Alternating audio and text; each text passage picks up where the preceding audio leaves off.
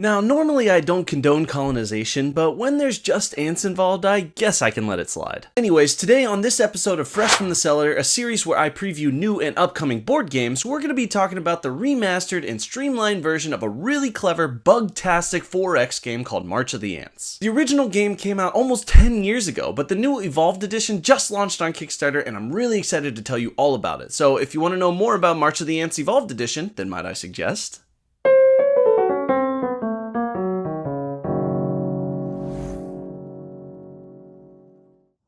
Hi, I'm Alex from MotA Suggests a Game, a channel devoted to helping you find your perfect board game. And on today's episode of Fresh from the Cellar, we're going to be reenacting a bug's life and talking all about March of the Ants. March of the Ants Evolved Edition is a beautifully reimagined take on the original ant-themed 4X game for 1 to 5 players from Weird City Games, who helped sponsor this video. Once you've made it through the video and you know everything there is to know about March of the Ants, you can go check out their Kickstarter campaign, which you can find at the link in the description below. And while you're there, don't forget to hit subscribe and that little bell button so you can get notified when I post new content. Anyway, in today's video, I'm going to give you a brief overview of how to play so that you can get the general gist of the game. I'm going to talk about some of the things I liked and maybe some of the things I didn't like about the game, and then I'm going to talk about the types of people that I think would really enjoy this game. My whole goal with all of this is that when you get to the end of this video, you should have a great idea of whether or not you want to get this game. So anyways, let's get into it. Will March of the Ants Evolved Edition be the perfect game for you? Let's find out, shall we?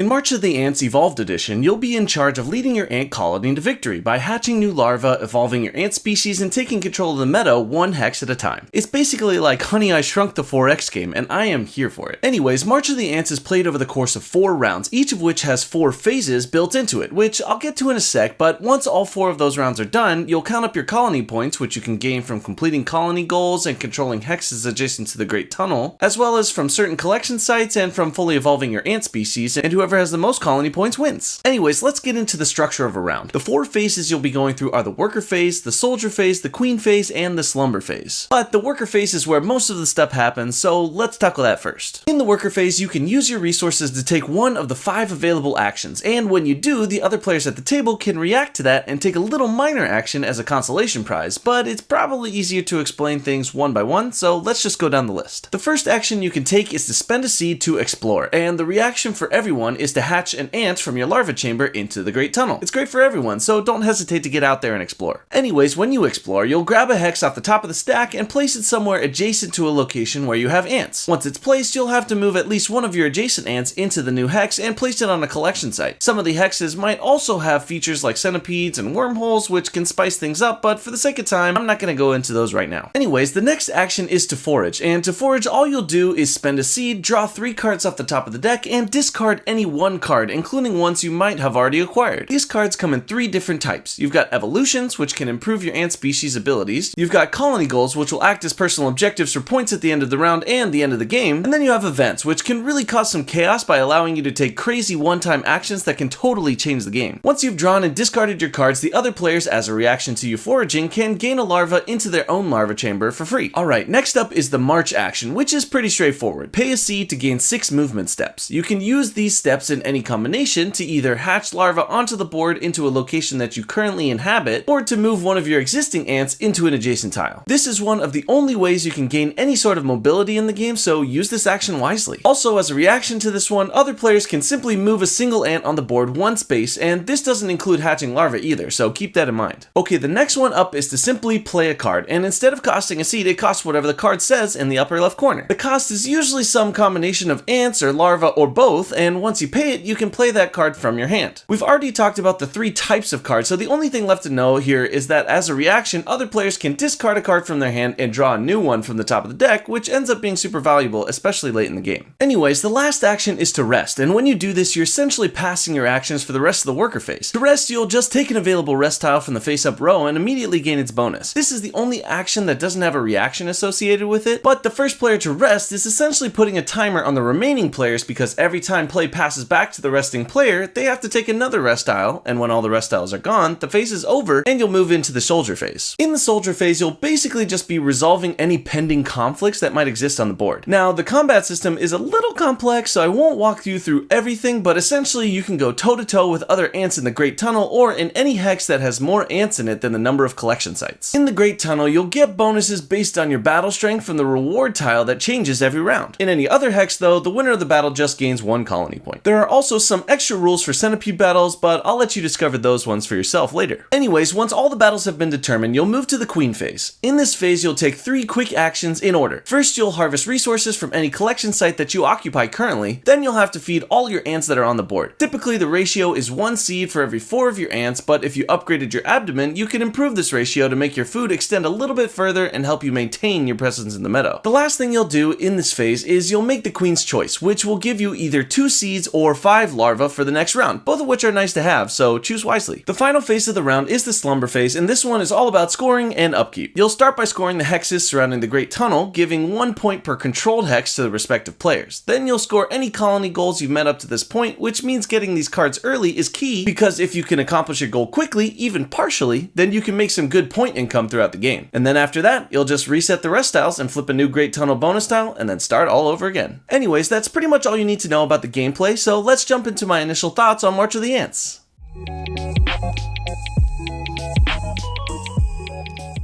Alright, let's talk about my thoughts on March of the Ants Evolved Edition. First off, I loved how snappy it was. Many times when you're taking on a 4X game, you're expecting to be there for the long haul. Like, I'm talking several hours. 6.5 hours later. But the intuitive gameplay and the ease of the mechanics made it so that even on my first play with 3 players, we were able to cruise through it in about 90 minutes. And that's not taken away from the strategy at all either. It's just a testament to the game design. The decision space feels deep and strategic while also feeling limited enough that you're feasibly able to figure out the best path forward before getting into that dreaded analysis paralysis zone, a trap that many 4X games fall into. The action economy in the game also just seemed just right. You definitely can't accomplish everything you want to accomplish. I mean, if you did, then it wouldn't be fun. But the end of round resting mechanics make it so that you constantly have to keep an eye on what your opponents are doing, or else you might end up being a day late and a larva short. I mean, hypothetically, the rounds can just keep going on until someone runs out of viable actions, but ending things early to grab extra rest tiles and forcing everyone else to adjust their master plans is so satisfyingly cruel and ended up being one of my favorite parts of the game. I also just loved how thematic this game was and how that really translated into the intuitive gameplay. I mean, of course you need to hatch more larvae before you can start dropping more ants in the meadow, and of course you're gonna need to feed all your workers from time to time. That's just how hunting and gathering works. Every decision that you have to make in the game really makes you feel like you're doing it for the good of the colony, down to the tunnel exploration and the centipede battling, and I haven't felt as compelled to be an ant since that movie Ants came out in 1998. You guys remember that one? It feels like a fever dream. Anyways, they did such a good job at keeping all of the elements of the original that made it such a great game while adding in just enough new stuff, like the new rest tiles and a complete overhaul of the graphic design layout, thank God, to make it feel fresh and ready to find a whole new group of ant enthusiasts out there. Anyways, as far as things that I didn't like, there wasn't much, but I feel like I should mention one thing to keep an eye on. Because this is a 4X game after all, there are some combative elements built in, and I felt like the combat system was a little confusing. I mean, it mostly has to do with majority on a particular space, but you'll get added bonuses from evolutions and any cards that you play as well. I just felt like it ended up being a bit of a bottleneck to the flow of the game when it came into play. I do see this though as something that will get better over time, and that if they give it a little bit of extra zhuzhing in the rulebook, will be a lot easier to understand. All in all though, I thought that March of the Ants did a fantastic job of making a 4X game feel really accessible. The actions and the decisions that you have to make feel really weighted, but also not too complicated where you could just go back and forth between them for the whole game. I love games that feel streamlined and well thought out, and March of the Ants really checks those boxes. I mean, I really liked the original, but now that they've tweaked it to be even better and they added this amazing artwork, what's not to like? Anyways, I had a great time playing March of the Ants Evolved Edition, but this isn't about me, so let's jump into my suggestions where I talk about the types of people that this game would be perfect for. this is who I think March of the Ants would be perfect for. Number one, if you like the idea of a 4X game and all of the strategy that comes with it, but you just don't have the time or the mental capacity to take on a 3 to 4 hour beast of a game after the kids go to bed, then you should check this one out. Number two, if you're into bugs at all, whether that means you really hyper fixated on that bug collection project in 5th grade, or you can quote the B movie by heart. You like jazz? And you just want to live a bug's life, then you should definitely check this one out. And lastly, if you're just looking for a beautifully remastered version of a really clever and streamlined 4X game that shrinks down the theme without downsizing any of the intuitive gameplay and strategic decisions, then might I suggest March of the Ants Evolved Edition from Weird City Games. Thanks so much for sticking around for today's episode of Fresh from the Cellar. I hope this video gives you a great idea of whether backing March of the Ants is for you. Like I mentioned before, March of the Ants Evolved Edition is crowdfunding now, so if you want even more info about this game, don't forget to check out the link to the Kickstarter campaign below. Anyways, thanks so much for everyone who's supported me so far. Please don't forget to like, comment, and subscribe so I can keep growing this channel and keep helping you find your perfect board game. Once again, this has been a Might I Suggest a Game production, and I'm Alex, your board game sommelier, signing off.